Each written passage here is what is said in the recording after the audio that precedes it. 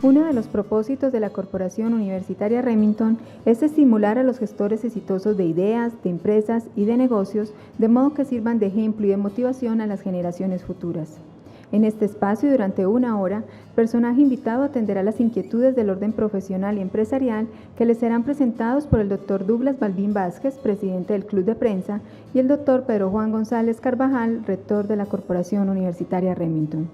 En este diálogo se espera que el invitado narre la manera como ha sabido sacar adelante sus proyectos, las dificultades y los aciertos que le han acompañado y el mensaje que le entrega desde su experiencia a quienes hoy están emprendiendo el camino de la creación de riqueza. Nuestra invitada el día de hoy es la doctora Patricia Vázquez Posada. La doctora Patricia es miembro de la Sala General y fundadora de la Corporación Universitaria Remington. Actualmente es consultora de la Rectoría. Dentro de sus estudios profesionales se encuentra Marketing Management de Miami-Dade College, especialización en Administración de Empresas de posgrados maestro, diplomado en Negocios Electrónicos del Tecnológico de Monterrey y diplomado en Coaching de Coaching Management. En su recorrido laboral por la organización Remington ha desarrollado varios proyectos, entre ellos autora del libro de lecciones de mecanografía, directora del programa académico de Turismo y Relaciones Públicas, fundadora y directora de Remington al Día y Educación Continuada, fundadora y directora de Posgrados Maestro y directora de Mercadeo y Relaciones Públicas de la institución. Doctora, bienvenida. Gracias. Muy buenas tardes para toda la comunidad de la Corporación Universitaria Remington a lo largo y ancho del país. Al doctor Douglas Balbín, muchas gracias por su presencia. Gracias. Y para mí es más que satisfactorio poder presentar a la doctora Patricia Vázquez Posada, mi amiga del alma desde chiquitos, mi compañera de trabajo, mi superior en este instante, y quien como fundadora de la Corporación Universitaria Remington, pues tiene un palmarés importante que compartir con nosotros. Su experiencia, pero también su visión moderna, nos puede ilustrar acerca de dónde venimos, dónde estamos y sobre todo hacia dónde queremos ir con nuestra corporación. Patri, buenas tardes, bienvenida. Pedro, ¿cómo estás? Para todos, un saludo muy especial. Douglas, muchas gracias por acompañarnos hoy. Y a todos los estudiantes, profesores y comunidad Remington que nos acompaña, una bienvenida y pues agradecerles mucho el espacio de estar hoy en el centro de este programa tan especial como es Memorias del Saber. Qué dicha poder estar aquí y compartir con ustedes pues cositas que hemos a través de la historia.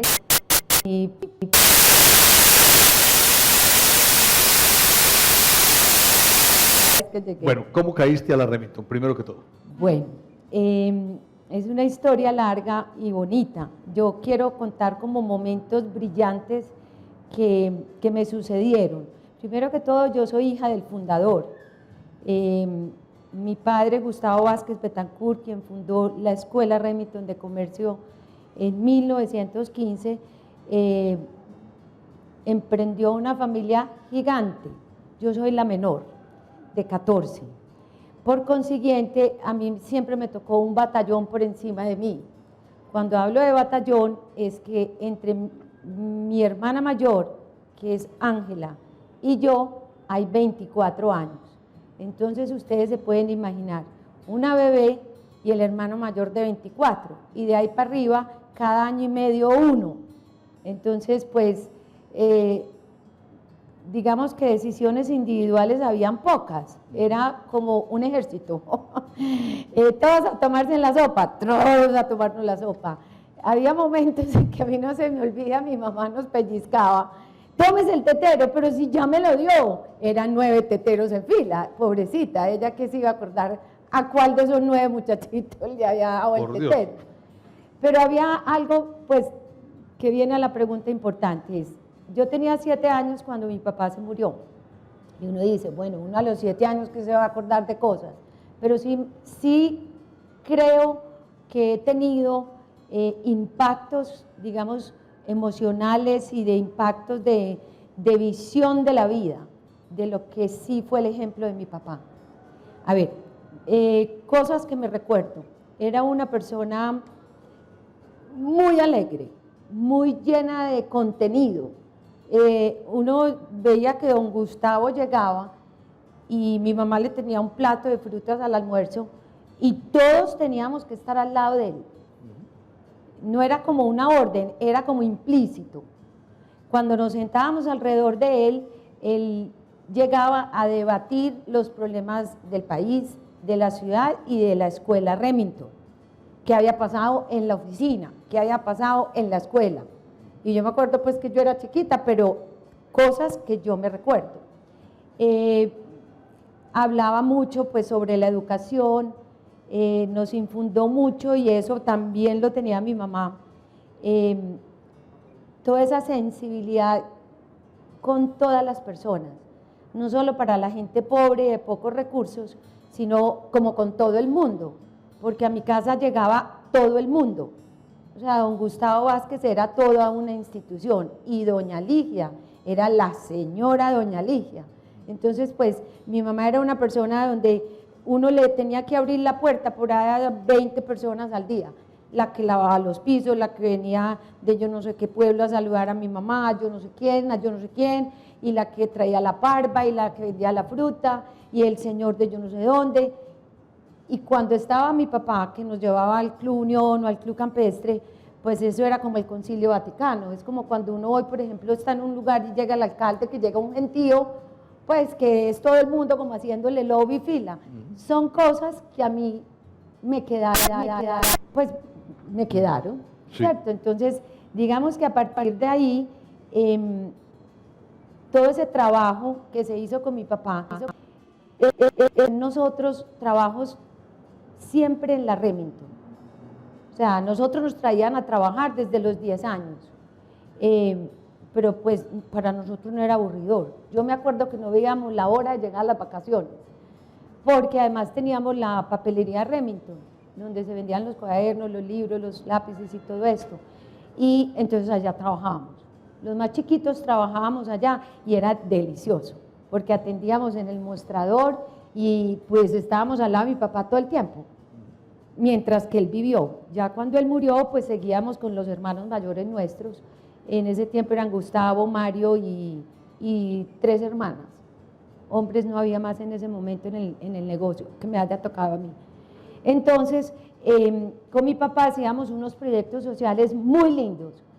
En ese entonces, el barrio popular 1 y 2 eran un pantanero.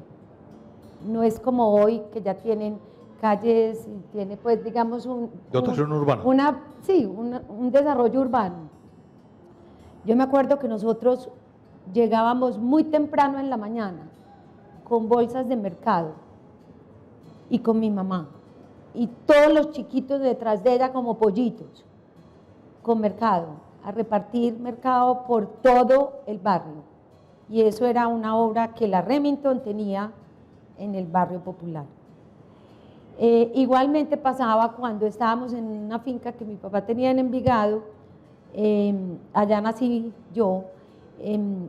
Los diciembres eran hermosos, eran cajas de este tamaño de grande, con lápices, cuadernos, reglas, borradores, y eran filas. Mi mamá hacía natilla, buñuelos, y eran filas hasta la portada. Pues cuando yo les digo una fila, es como de aquí hasta allá. Sí. Y nosotros repartíamos los paqueticos de regalos, y un rollito con plata para el más necesitado, y se le daba el buñuelo, pero eso era lo cotidiano. Espíritu pues de colaboración. Entonces yo me acuerdo de eso y se los puedo pintar en este momento. No es que me lo hayan contado ni lo haya visto en fotos, lo recuerdo en mi memoria, pues, pero así, ¿cierto? Entonces yo pienso que a partir de ese momento el amor por la Remington, por la educación, porque mi papá hablaba de la educación y de educar, y en ese tiempo, cuando estoy hablando hace 40 años, se hablaba de educación, había demasiado respeto. Respeto porque era realmente la valiosa oportunidad para usted ser alguien en la vida. Hoy no es que no lo sea, pero hoy hay muchas otras alternativas, por decirlo, que digamos la civilización y el mundo contemporáneo pues nos ha dado otros caminos. En ese momento ese era el camino y no había otro. Y quien estuviera en el discurso, en la digamos, en la vivencia de la educación, de enseñarle a la gente, de darle oportunidades, estaba en el punto más importante que uno pudiera estar. Y realmente en mi casa pues se veía un ambiente académico. A nosotros nos ponían a todos en un patio, era una casa grande en Prado, que tenía 3 patios, y se llamaba la zona de los pupitres, otro colegio. Nosotros llegábamos del colegio a otro colegio, porque éramos 9 o 10 muchachitos, luego 3 más de una hermana mayor que se separó, y eran seguiditos de mí. Yo le llevaba 9 años a mi sobrino, 9 meses, entonces era el otro y el otro. Entonces era una fila de 12 pupitres. ¿Haciendo tareas y cosas? ¿O qué? Ah, sí, claro. O sea, tú llegabas a la casa de mi mamá, no había tiempo de descansar, le daban a uno el algo al pupitre a estudiar. Entonces allá todos teníamos ínfumas de ser el mejor profesor, el rector, quién era don Gustavo, quién era el profesor. O sea, allá todos enseñábamos, todos nos regañaban. El cuento pues era... Era la réplica de la escuela, pero allá sí, en la allá casa. es que ya teníamos que estudiar. Por ahí todavía hay pupitres que lo recordamos, ¿cierto? Patricia, ¿qué cree usted que lleva de ese espíritu, digamos, social que se le reconoció a don Gustavo desde incluso antes de fundar la Remington? Esa es una muy buena pregunta. Esa etapa no me tocó a mí, esa sí la he leído en el diario y digamos que la he escuchado a mis hermanos mayores. La familia de mi papá era de Amagá, y arriba en la montaña de Amagá había una finca que se llama La Esmeralda. Aún existe, nosotros fuimos hace como 15 años, la encontró el papá Tomás. Por leer el diario, y él la describía, que veía a Fredonia, que veía a Magay, que veía la carretera del suroeste, y pues por allá Jorge tenía una finca cerca, Camilo C., y detectó, y averiguando, llegamos a la finca de él, y era la familia, las hermanas de él y él que vivían allá. Yo pienso que él fue el que vio por sus hermanas toda la vida. Los otros hermanos no sé por qué fue que no vieron por ellos, son cosas que no podría decir, pero tengo entendido con todo lo que hemos leído y me han contado, él siempre fue la persona que vio por las hermanas. Yo pienso que el impacto de la pobreza, porque eran personas del campo muy humildes, pues hombre, yo pienso que eso ¿Sensibilizó? Pues, sensibilizó y pues don Gustavo fue una persona muy inteligente y muy brillante, porque pues lo que logró hacer en sus 40 y pico años de vida iniciales y lo que trascendió hasta que murió a los 73, pues fueron palabras mayores que no cualquiera se le mide. Entonces yo pienso que de ahí viene esa sensibilidad, y a él le tocó montarse en mula 3 días para venir a Medellín a ser persona, y después se montó en un barco y se fue a aprender inglés y francés, sin la ayuda de nadie, y se fue a Nueva York, y se fue a Londres, y se fue a París. Entonces yo pienso que una persona que tuvo tantos escenarios, que salió de la nada, con una pobreza difícil, pues la sensibilidad tiene que ser muy grande. Usted ya nos contó que quizá la primera relación con la Remington eran esos momentos de ocio, de descanso, momentos libres en la papelería. Pero, ¿qué recuerda de los primeros momentos de contacto con lo que era la formación en la Remington? ¿Algo sí, recibió? Ya voy para allá. Es que llegué hasta apenas los 10 años. Más adelante, todos pues se vinculaban a la Remington. Ya fuera, todos teníamos que estudiar. Y la verdad pues es que los mayores todos tuvieron que estudiar por la Remington.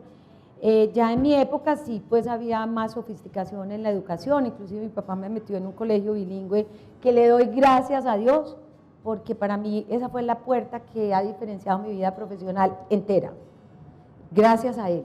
A los 2 años, al segundo de primaria, me cogió el kinder de la casa de su niño y me dijo: venga muchachita, que usted va para el Marymount a estudiar inglés, porque tiene que aprender inglés y tiene que conocer el mundo. Y a mi otra hermana que me sigue nos metió allá, y gracias a Dios, porque ese fue un gran regalo que me dejó. Entonces a partir de ahí pues ya había una influencia universitaria, ya, digamos, de mayor convención y más volúmenes. Entonces, pues la educación, a mí no me tocaba solo escoger estudiar en la Remington, programas contables que eran sumamente importantes, o corresponsales, o algo, digamos, de lo que es la oficina, la administración de oficina, sino ya pensar pues en una carrera o de ingeniería, o de medicina, o de derecho, administración, casi todas las que hoy tenemos, ¿cierto? Entonces, a mí me tocó algo diferente, pero sin embargo, cuando yo ya fui a estudiar, yo fui muy inquieta en el colegio, yo no fui una persona que me contenté con lo que me daban, siempre organicé los comités deportivos, los comités culturales, los políticos, llevábamos, inclusive en sexto bachillerato, llevamos varios dirigentes a que nos dieran formación pues de qué es la ciudad, qué es un alcalde, qué es un gobernador, y en el colegio nos montaron ese programa, y yo me acuerdo que yo fui una de las organizadoras de él. Me gustaba, de pronto aprendí el debate y la cosa pues en todo ese nacimiento, ¿cierto? Entonces… Pero nunca hubo en usted una alcaldesa en potencia. No, a mí no me ha gustado como meterme bueno. en los cargos políticos, eso no, prefiero trabajar desde lo privado. Entonces, bueno, a partir de ese momento, cuando yo terminé, yo era una gran deportista, tenía campeonatos en softball, en natación, y dije, voy a hacer un año sabático. En ese año sabático mi mamá me dijo, ¿cómo así que no va a estudiar? Y yo, sí, pero dentro de un año, porque yo estoy feliz haciendo deportes 10 horas diarias, y pues no, me voy a dedicar a vivir la vida, pues, o sea, no voy a estudiar ya. A la Remington. Sin estudiar, hace el deporte, pero a la Remington a estudiar, porque no se puede quedar sin hacer nada. Yo le dije, bueno, entonces hagamos un trato, listo. De 11 a 3, estudio, y ya. De resto, deportes, porque entonces por la mañana me iba a la natación, venía a la Remington, estudiaba, y a las 3 de la tarde me iba al frente del colegio Jesús María a jugar softball, sí, en la selección de Antioquia hasta las 8 de la noche. Cogía bus y volvía en bus. Bueno, entonces ese fue el primer año. Ya luego yo quería estudiar diseño, estudié diseño arquitectónico aquí, luego me fui a vivir a Bogotá, y durante esos años empezó a pasar, pues ya había transcurrido mucho tiempo la muerte de mi papá. Digamos que yo empecé a descubrir en el mundo laboral, yo terminé mi carrera y me conseguí un puesto, que ahí tuve la fortuna de conocer a mi gran amigo del alma, el doctor Pedrín, mi amigo. Ahí fue donde nos conocimos, hace 31 años, en un grupo empresarial, y a partir de ahí, Pedro trabajaba en una compañía y yo era la gerente de mercadeo de otra compañía de diseño de muebles de oficina. Y me di cuenta que el mundo era gigante y que necesitábamos estudiar mucho, y me encantaba el mercadeo, las ventas, la administración, la gerencia. Me empezó a coger un desaforo por estudiar y aprender, y mejor dicho, me tocaba entrenar personal, entonces me fui volviendo profesora, conferencista, y yo no veía la hora sino de montar programas y dictar más seminarios, y empecé mucho a estudiar en Bogotá, y luego tomé una decisión. Voy a contar la decisión porque fue algo que cerró el por qué estoy aquí sentada, y porque me vinculé a la organización Remington, que no tenía que hacerlo.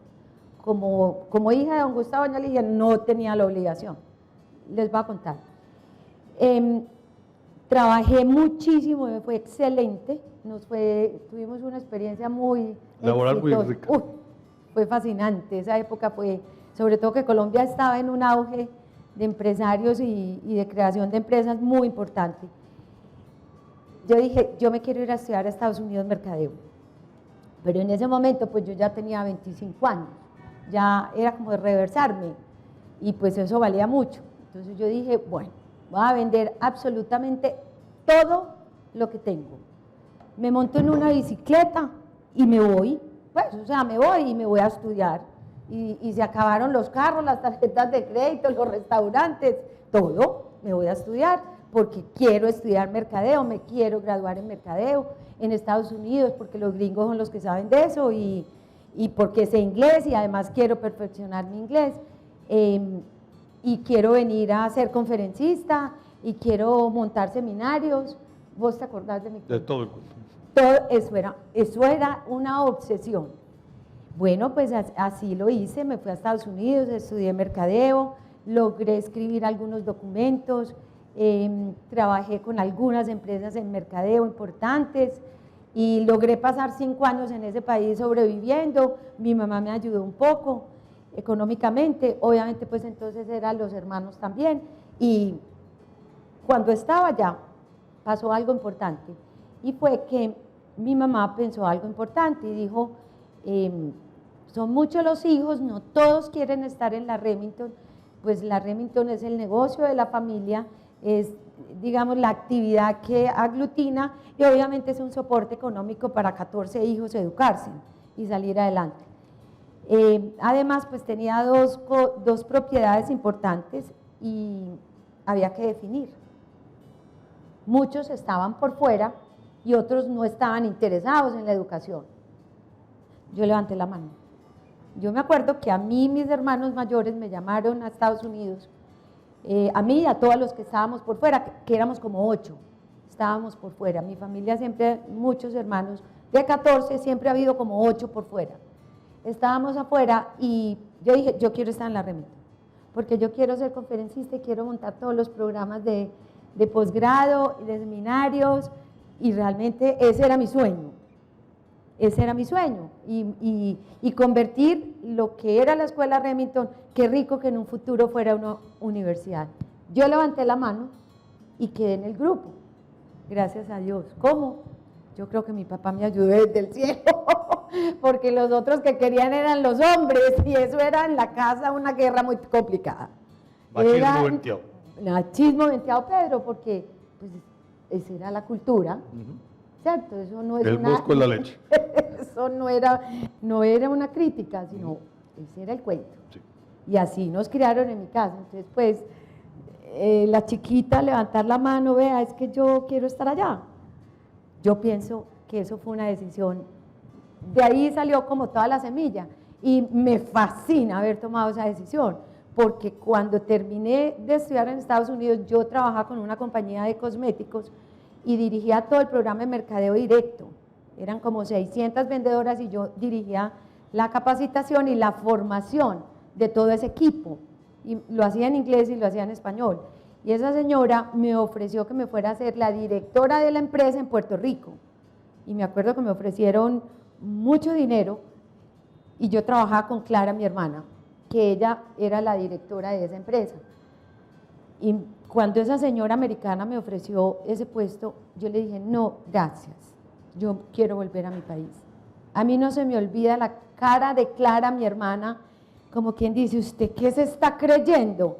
Yo le dije, yo soy Patricia y yo decido por mi vida. Como decidí venir a este país a estudiar y a tener experiencia, a escribir un libro, a montar en bicicleta, igual quiero volver a mi país. Es que yo amo a Colombia, yo admiro los Estados Unidos, pues para las cosas buenas, pero no me gusta este país, no me gusta. Además, yo quiero devolverle a Colombia y lo que nosotros somos, pues lo que me han dado.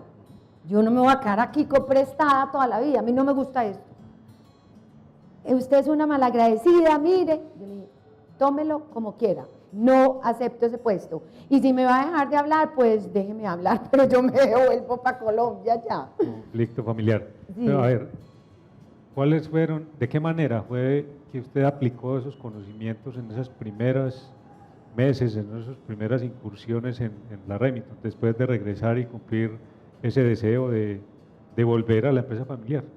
Bueno, entonces cuando llegué, pues estábamos, primero que todo, éramos todavía una institución de educación no formal. Nosotros hicimos el convenio con el Tecnológico Nacional en el 90, 91. Yo regresé, o fue como 92 más bien, ¿qué fue lo que nos dijeron la semana pasada? 92 más 92. O menos, porque en el 96 nos hicimos universidad. 5 años antes, 96 menos 5, 91. O sea que me tocaron 3 años de la educación no formal. Cuando yo llegué, monté lo que fueron las publicaciones limitadas. todos los libros, y ahí fue donde escribí el libro de mecanografía. Sí, perdón una interpelación, en ese instante de educación no formal, la voz cantante dentro de la familia era Mario. Era Mario, exacto. Jorge estaba de rector, pero también tenía otras actividades. Entonces, el que estaba todo el tiempo era ahí. Pero Mauricio ya había entrado como 2 años antes de mi regreso, que éramos los 2 menores. Entonces yo entré a trabajar en las publicaciones.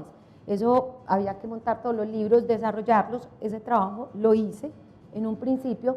Escribí el libro de mecanografía, me demoré 1 año, fue buenísimo, porque me senté con la profesora Luz Marina Franco. Ella fue alumna de mi papá. Entonces, pues, ella era como no preparada profesionalmente, pero sabía todo lo que tenía que saber. Entonces, yo le dije, vamos juntas pues a hacer este trabajo. Entonces, yo me sentaba con ella y le decía, bueno, vamos con la A, S, D, F, espacio, Ñ, L, K, J. ¿Cuánto tiempo? Bueno, pero entonces si la repetimos al revés, ¿cierto? Entonces, a mí me fascina la teoría del ser uno autodidacta. Entonces, volteemos las cosas, no siempre en el mismo orden, siempre porque de aquí a allá y no de allá aquí, pues también puede ser. Entonces, hagámoslo al revés. Y empezamos a repetir, y de eso se trata el libro. No solo seguir un orden, que es el que todo el mundo tiene, sino mezclado, para que tú siempre sepas dónde está la A. Y si me llevan a la Q, yo siempre sé dónde está la A, y la Ñ, y la B, y la otra. Y fue muy interesante. Entonces, ese fue un programa muy bueno. Segundo, empecé a trabajar en la parte mercadeo. Y de ahí fue maravillosa la experiencia. A mí me tocó pasar pupitres de la plazuela Uribe y Junín al Paso, a la Oriental, cuando salí del colegio y me volví Buena Vida 1 año. Y me tocó pasarnos los pupitres en esa época. Montamos pues ya el trabajo en mercadeo, la nueva sede al frente del Éxito, donde las hermanas de la presentación, igual, pupitres por toda la Oriental un domingo. Todos los alumnos. Fue todos los alumnos. Todos los alumnos. Una peregrinación de pupitres. Sí, eso era bien interesante. Entonces, estuvimos allá y ya luego montamos el Politécnico. Cuando montamos el Politécnico, acuérdense que yo llegué con una idea que yo quería montar los seminarios, ser conferencista y fuera de eso, montar todos los programas de formación para altos ejecutivos. Esa era mi meta. Se puede decir que en ese momento que usted empezó, después de lo del libro, le empezó a dar forma a lo que, bueno, ya hoy es muy consolidado como el mercadeo en la Remington. Es decir, en ese momento tomó forma lo del mercadeo en la Remington. Pues digamos que sí, de alguna manera, porque pues la época también lo amerita. O sea, el mercadeo empezó a coger auge en Colombia en los años 90. Antes eso era muy insípido, antes era ventas. Ventas, diriventas. Sí. Ventas. El mercadeo no era una profesión tan profunda como lo empezó a hacer y como lo empezaron a aplicar, digamos, las altas compañías multinacionales y las colombianas que se fueron formando empresas multinacionales y empresas de tamaño, talla mundial. Entonces, digamos que ahí empezamos a trabajar todo. El mercadeo en nuestra organización Vázquez no ha sido fácil, porque yo pienso que todos tenemos como una vena, esa inclinación. Cuando bajen al 3er piso, allá hay un cuadro donde hay unos letreros de unos periódicos. Todas esas cosas las inventaba mi papá. Mi papá era un sabio del mercadeo. Empírico. Él tenía, claro, pues es que él tenía una vena y yo pienso que todos nosotros. Entonces, digamos que todos los hermanos empezamos, pues Jorge, Mario y yo, más que todo, empezamos a trabajar en esa área del mercadeo. Montamos el programa de Relaciones Públicas y Turismo y luego, pues, yo sí me acuerdo que eso fue una batalla en 1995. Que yo sí dije, vea, ya no más libros, ya no más nada, yo vine a lo que vine. Quiero montar a Remington al día. La educación continuada de lo que va a ser la universidad y lo que la escuela Remington necesita. Entonces monté Remington al día, desde su nacimiento, su misión. Educación continuada. Todo era educación continuada. Entonces fue empezar a abrir un camino muy importante, que era romper el paradigma en la sociedad antioqueña de la educación, de que buscábamos conferencistas de alta talla y que íbamos a querer formar al todo el personal de las empresas, porque en ese momento digamos, la segmentación que la Remington tenía era formación de secretarias. Entonces fue muy paralelo a empezar a formar tecnólogos y empezamos con Remington al día. Fue un camino fuertísimo, porque llamar a un conferencista y decirle, mira, queremos dictar un seminario de costos, o gestión estratégica de costos, o de liderazgo. Pues, ¿En la Remington? En la Remington. Entonces yo dije, bueno, pues es que uno puede crecer.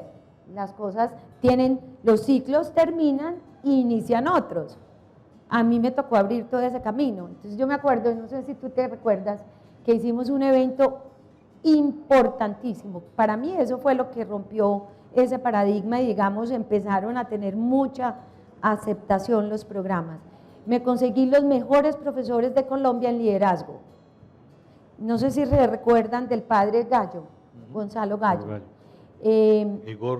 Igor y Patricia, Mónica Linsky, Mónica Suiza, ella era sueca. No recuerdo. Que manejaba la creatividad y me aceptaron, y eso fue algo, ustedes no me van a creer. La Remington convocó esto en periódico, en vallas, yo fui, visité todas las empresas, conseguimos 280 ejecutivos con alcalde a bordo, Juan Gómez Martínez. La inauguración del evento en el Hotel Intercontinental. 280 ejecutivos estuvieron de 8 de la mañana a 6 de la tarde, y eso fue espectacular. Pero no era solo el evento como venta. Mire, dentro de mi trabajo a mí siempre me ha gustado transformar, que mis mensajes trasciendan. Tengo ese don y esa virtud. Hoy, a mis 53 años, 3 o 4, Pedrín. Y era como contesta, ¿sí vieron? Y que venga. Digamos que ha sido un regalo que he recibido en la vida, y es poderle llegar a las personas y de verdad poder trascender en ellas. En ese entonces a mí me preocupaba muchísimo la calidad humana y la calidad y el bienestar de las personas, cómo se sufría y pues con cambios, la gente era muy reacia al cambio porque le daba miedo, tenía temores, no tenía conocimiento.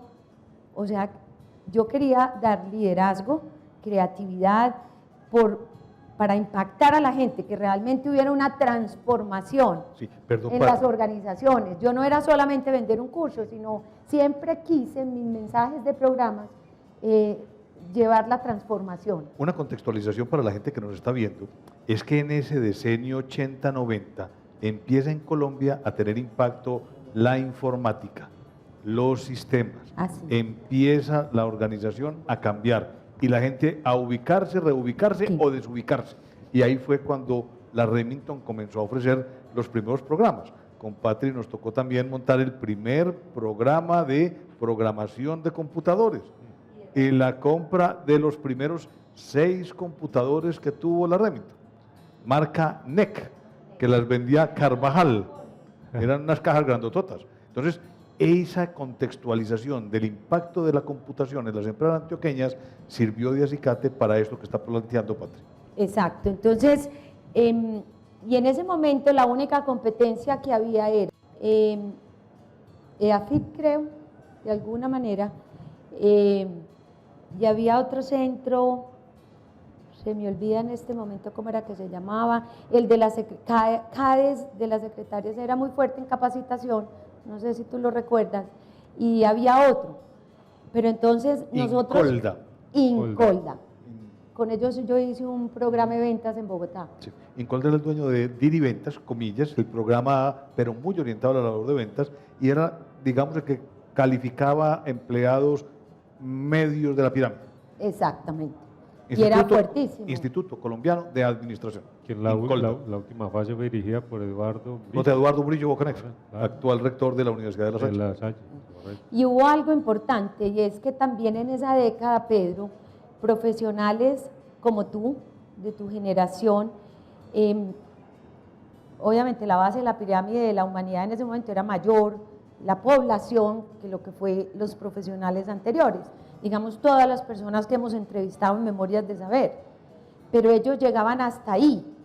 De ahí no montaban escuelas pues o de pensamiento, de rigor académico, empresarial, sino que se quedaban como en la labor de ser el presidente, el gerente, el presidente de un gremio, pero no, en vez de esta generación de, yo diría, yo no sé si desde ahí, pero ¿te acordás? Como en el 80 y pico empezó como esas escuelas a formar los profesionales, la capacitación empresarial, los altos ejecutivos, los programas de MBA. Entonces eso empezó a tener un auge y nosotros nos metimos ahí durísimo. Y eso fue, yo me acuerdo que eso en la Remington impactó mucho. Sí. Esa impactó. generación tuvo un impacto importante por algo, y es que de varias universidades, de varios centros educativos, comenzamos a salir profesionales que tenían de alguna manera como bagaje la experiencia de universidades extranjeras que apoyaban a las universidades locales. EAFIT con Stanford, con el estudio de casos y con todo lo que tenía que ver con planeación estratégica. En la Medellín, por otro lado, los Andes, el externado a un bolivariano aquí para sus temas. Exactamente. Entonces, miren que las cosas en la vida no ocurren del azar. Todo tiene un porqué. Uno después puede que lo entienda, pero mira, eso fue un abrir de camino. Fueron 190 programas. Yo tengo todavía el folder. Inclusive está en el museo, pero yo tengo una copia de 190 programas que a mí me tocó diseñar de temas. Nos inventábamos temas todos los días. Yo conocía a un profesor y yo, venga, ¿y usted qué más sabe? Y bueno, y converse, y haga esto, y mira, y tal cosa, y vos con quién trabajás, y investigue, entonces sentaba, tráigame sus amigos, póngamelos aquí, bueno, ¿y qué están investigando? ¿En qué están trabajando? Y de ahí sacábamos un programa y sacábamos otro. Se sacaron 190 programas distintos, le competíamos a AFIT ya al final, durísimo. Nos baja la bandera el ministerio, bueno, dijimos, vamos a montar la universidad. Eso sí es un sueño, yo diría que no es mío, eso es un sueño colectivo. Mario pensó en eso, Jorge obviamente también pensó en eso, Mauricio, Carlos, el jesuita, nuestro hermano, que pues ha estado muy vinculado en la educación superior de los jesuitas y de los colegios, igual pues siempre también visualizaba que la Remington la debíamos llevar a una proyección universitaria. Fundamos la universidad en 1996, nos dieron la licencia y cuando nos dieron la licencia nos regalaron el hijo sin la mamá. ¿Qué es eso? Nos regalaron 4 programas de especializaciones sin la mamá. O sea, no había carreras universitarias, nos las acababan de dar también al mismo tiempo. Entonces, fíjese que ese trabajo de 5 años de Remington al día, de posicionar en ese mercado, ¿qué hace? La base. Ahí está listo los posgrados. Camine que nos vamos con posgrados. Entonces vamos a crear una marca de posgrados, porque ahí sí iba a ser una batalla contundente. Un posgrado en una universidad, ¿quién la llena? Los egresados. Y ese es el sentido del nivel de un posgrado, de las maestrías y los doctorados, es de que la persona no termine el estudio en una fase, que la primera, digamos, es la carrera profesional, luego, pues obvio, me debo especializar en una de las ramas que tanto me gusten, y luego de ahí aporto un trabajo de investigación, ya sea científico o práctico o aplicado. Pero entonces, los posgrados, ¿cómo los íbamos a llenar? Si no teníamos alumnos, y nunca hemos tenido alumnos sino de tecnología, y los posgrados que nos dieron eran de educación superior, para personas que hayan terminado su carrera profesional. Entonces, mira que eso fue una puerta que se fue abriendo, montamos los posgrados, y ese recorrido de posgrados, yo les digo que para mí fue de las épocas más duras y más felices de mi vida. Nace posgrado maestro. Nace posgrado maestro. En la casa La Francia. No, es que allá fue el final. Antes de allá, mire cómo empezamos. Empezamos en los mejores, alquilando salones en los mejores hoteles de Medellín. Entonces, eso se volvió una empresa logística de eventos, de relaciones públicas, de educación y de desarrollo de talentos. Porque vean, mi trabajo era, ¿cómo vamos a definir el administrador, el especialista administrador de la corporación? El revisor fiscal, listo. ¿Quiénes son los líderes en esta cátedra en la ciudad de Medellín? Yo no quiero trabajar sino con los mejores, de ahí el nombre maestro. ¿Y maestro es quién? Maestro es aquella persona que te enseña y trasciende con el conocimiento y te transforma para la vida. De resto, no hay contexto. Si tú no logras eso en una formación alta, profesional, no has hecho nada. Y para eso se necesita un verdadero maestro, no un profesor. Un profesor va y repite el cuento que está escrito y lo lee. El maestro no, el maestro se sienta y te enseña, te da enseñanzas, te hace pensar, te acompaña en ese aprendizaje, se desvive por lo que está haciendo. Entonces, eso fue una consigna muy tesa, porque yo le tocaba la puerta al doctor Pedro Juan, fue fácil, medio fácil, porque también me tocó rogarle para que fuera a dictarme las conferencias. Ocupaciones. Por ocupaciones, vale aclarar. Pero había unos gurús en la revisoría fiscal, los que daban management en EAFIT, daban finanzas en EAFIT, Carlos García, León Gómez. León, esos eran unos gurús, o sea, se creían de Harvard. Yo los llamaba por teléfono y eso me tocaba, es amigo de quién, de tal, el secretario de tal, vea, relaciones públicas. Ay, tú por favor, mira, de la Remington tal, sí, Patricia, ¿cómo estás? Bueno, mira, a ver si tú me puedes hacer una antesala con Oscar León García, ¿te acordás? Que lo adoro porque si no hubiera sido por él, no hubiéramos sacado esa especialización de finanzas adelante. ¿Por qué? Porque él tenía un grupo de investigación fuertísimo en Colombia. Estaba los Andes, la Universidad en Cali, el ICESI, estaba EAFIT y creo que era el Rosario, la otra, donde estaban todos los financistas importantes. Él me los trajo, pero la reunión con él me duró 7 horas y él había escrito libros, a mí me tocó maciarme un poco de cosas para poderme sentar a hablar con él y decirle, bueno, vea, esta especialización la vamos a llevar a esto, necesito este profesor. ¿Y qué pasó en posgrados maestros? Yo diría que desarrollamos un modelo de enseñanza, pero muy único porque mira, lo normal es que en los posgrados llaman a los profesores y les dicen, vea, usted va a dictar este módulo, usted va a dictar este módulo, usted aquel, y terminan las 30 horas, chao, chao, mi cheque, chuchu, las notas, me fui, y el otro llega, y dije, no, momentico, el compromiso aquí en posgrado, usted es muy teso, pero yo también, aquí vamos a romper el paradigma, y la Remington les va a poner los mejores posgrados de la ciudad, y vamos a hacer un trabajo muy distinto, que fue lo que yo estudié en Estados Unidos, y era que todos los profesores los reúnen. Vamos a hacer un plan estratégico de materia, donde su materia con la suya se van a concatenar y ustedes dos van a hablar conmigo cómo vamos a dictar las materias. No era cada uno por su lado. Entonces hacíamos unas reuniones que se convertían en tertulias académicas entre ellos mismos, de cómo íbamos a manejar el pensum de la especialización y cómo íbamos a concatenar ese perfil que queríamos sacar. Eso, ¿qué hacía? Me traía de los mejores profesores de cada uno, entonces te cuento que eso fue un capítulo muy importante. Eso empezó a crecer, entonces ya no podíamos seguir alquilando los salones de los hoteles porque ya nos salía muy costoso. En ese tiempo estaba Jorge Vázquez de rector, entonces pues hicimos una reunión y les dije, bueno, así no podemos seguir.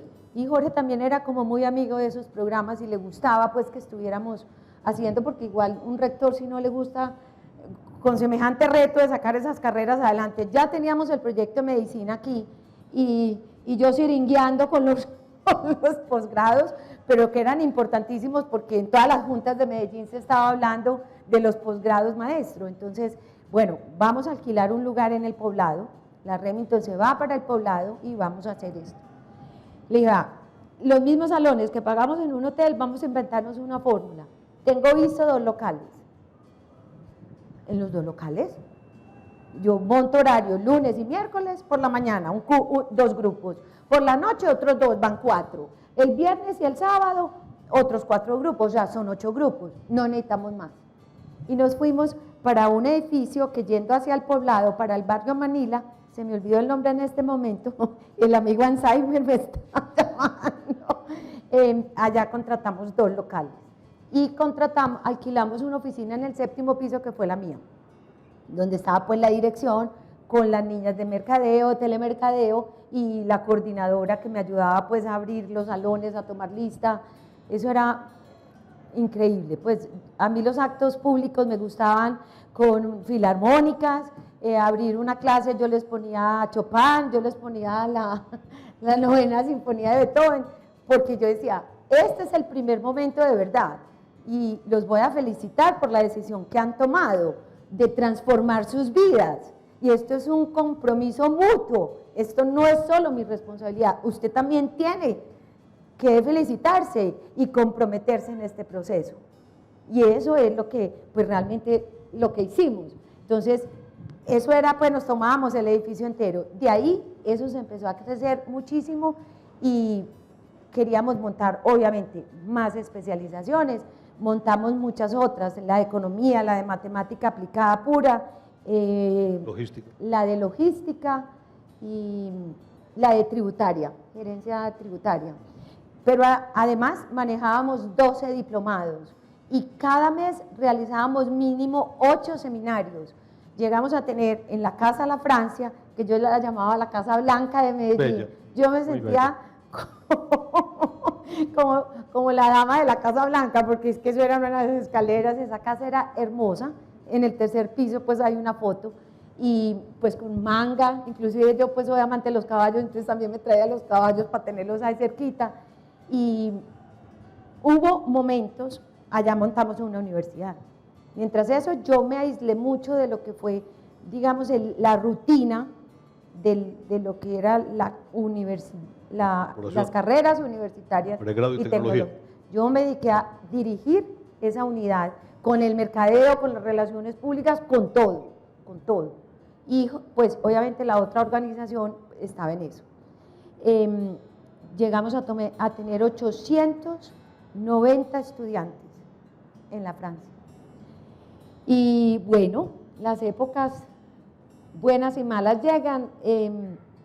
Colombia se quebró, porque esa es la verdad. Colombia se quebró en cabeza del presidente Pastrana, no es que lo quiera regañar, pero se le fueron las luces. 98, 98, 99. 99. Y yo les voy a contar. Eso fue muy difícil. Yo sentada en mi escritorio, a mí no me daba la agenda, yo inclusive tuve mi hija en el 2000, yo trabajaba 16 horas diarias, yo empezaba a las 7 de la mañana y me daban las 9:30 y 10 de la noche con una bebé, y hay veces yo me la llevaba para allá con la enfermera y la ponía en un saloncito al lado y ahí dormía, porque yo no podía volver a la casa, era tal el estrés y la conmoción que el país estaba viviendo, porque es que ustedes no se imaginan, la gente se quedaba sin empleo. O sea, hoy, háganse de cuenta, ustedes llegan a la casa y dice su esposo, no tengo trabajo, y yo tampoco. Recojan los niños que nos vamos a vivir donde mi mamá. Sin empleo, sin casa, sin... Perdieron endeudados. Conavi, ¿se acuerdan que Conavi le quitaba la casa a todo el mundo porque no tenía con qué pagar? No solo con Avi. Una época Bueno, yo digo de Conavi porque Conavi era la abejita y todo el mundo tenía el crédito, pero créanme, eso fue súper teso. Cuando yo les digo que de los 890 me quedaron 250 estudiantes, así fue. Era todos los días, yo les decía, vea, no se vaya, me paga, ¿usted cuánto me debe? Ah, bueno, no, venga, tranquilo.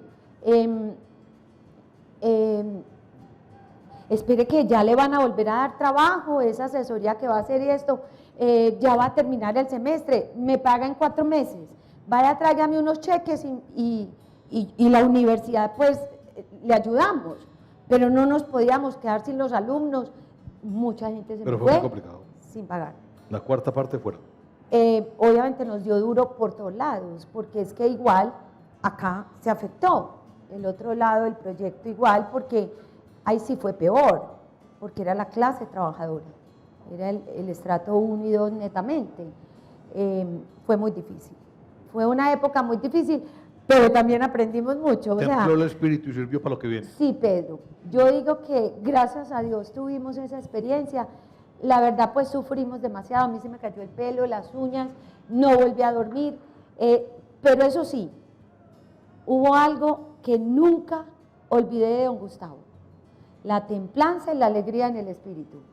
Yo me acuerdo, si Esther está por ahí y me oye, ella sabe que es así, que yo me acuerdo que la gente llegaba, mire que tal cosa, mire que esto, que no hay con qué pagar, que aquello. Tranquilo, tome agüita. ¿Usted sabe qué es la teoría de la agüita? Vea, coja un vaso de agua. Salud. En este momento no tengo estrés. Tómesela toda. ¿Cierto que es como distinto? Tranquilice, no se acelere. Todo va a tener solución. Eso sí, no nos ahorque, porque entonces ahí sí se acaba el pensamiento. De quienes tenemos que buscar la solución a los problemas, no nos pueden ahorcar. Así es. Calma, que de aquí no nos vamos a ir. Aquí estamos y vamos para adelante. Vamos para adelante y se lo puedo jurar que vamos para adelante. Y aquí vamos para adelante. Y aquí estamos en el futuro. Bienvenidos al futuro, ¿no? Bienvenidos. Con la María. universidad en rumbo a la acreditación. Eso está muy bien. Nos faltan 7 minutos de programa. Ay, no, pues, que ya no nos llegamos alcanza. a un punto de recorrido histórico. Futuro. Futuro.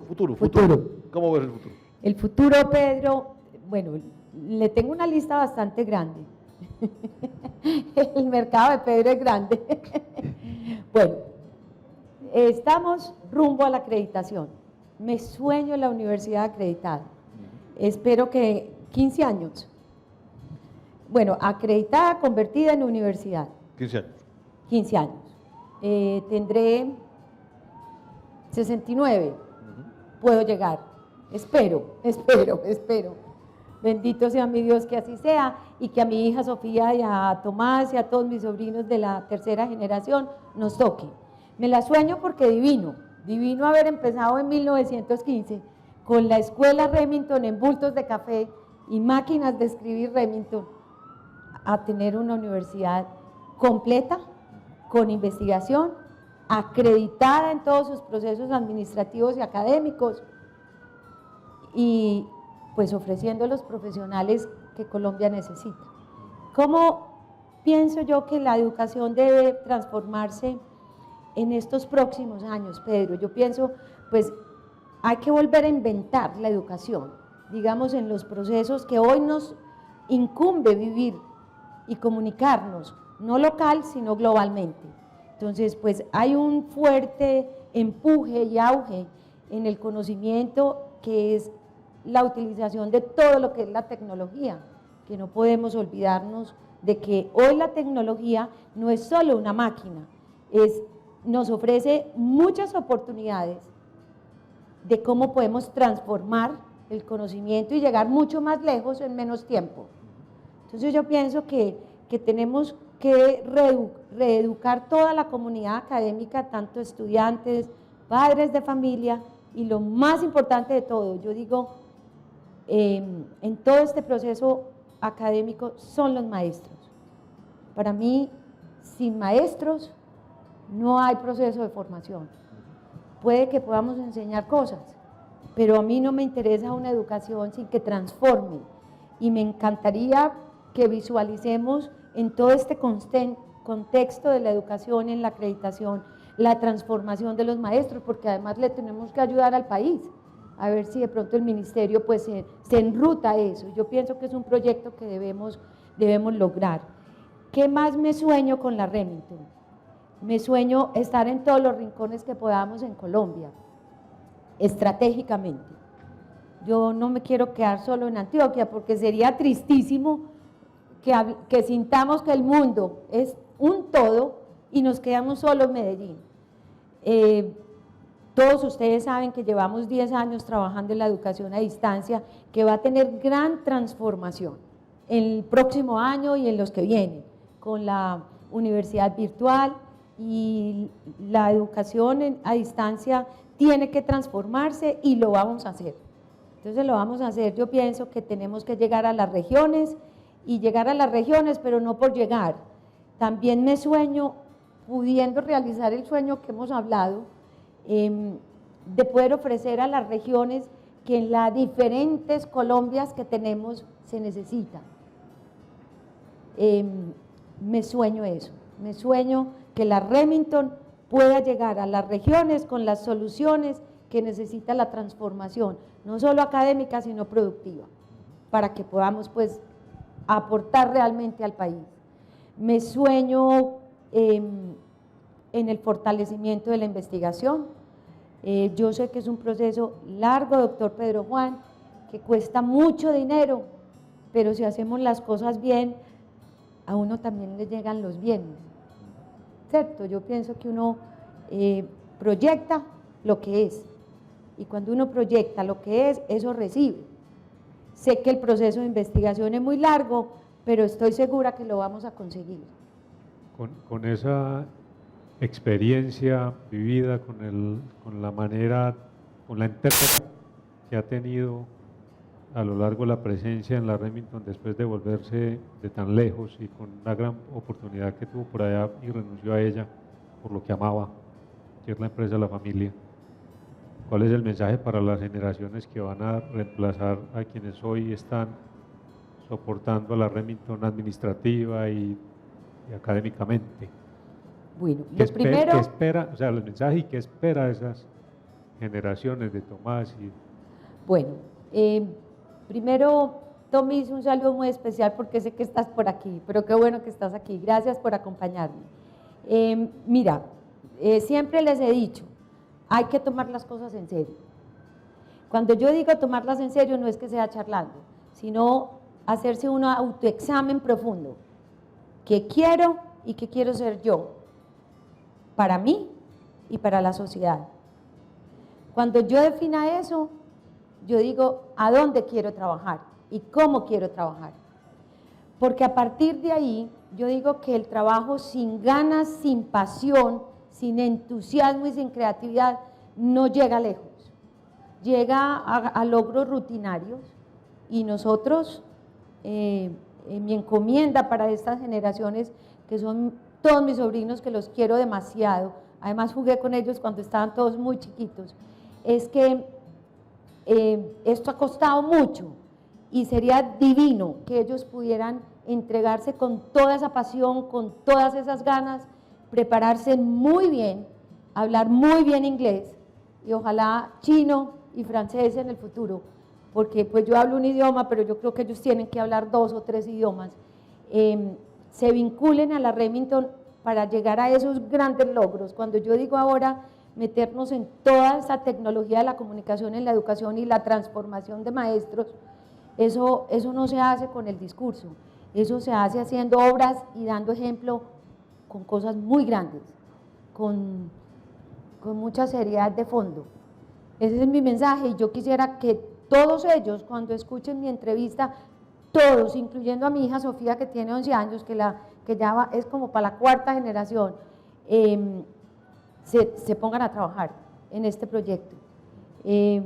Así no sean los educadores mayores, pero que le aporten a los diferentes procesos, porque cuando yo digo voy a formar, voy a educar es una cosa, pero cuando yo voy a entregar profesionales a un campo productivo, ahí hay un enlace logístico que es importante, es cómo preparo la calidad de ese ser humano, como profesional, cómo junto lo productivo. Ahí hay mucho trabajo que uno puede hacer desde que uno tenga oportunidades.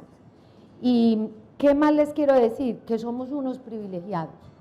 Estar en la cúpula de la Remington, en esta oportunidad que Dios nos ha dado de poder educar y poder, pues, tener la oportunidad de darle a la gente tanto futuro y, digamos, tantas oportunidades, somos muy privilegiados, absolutamente.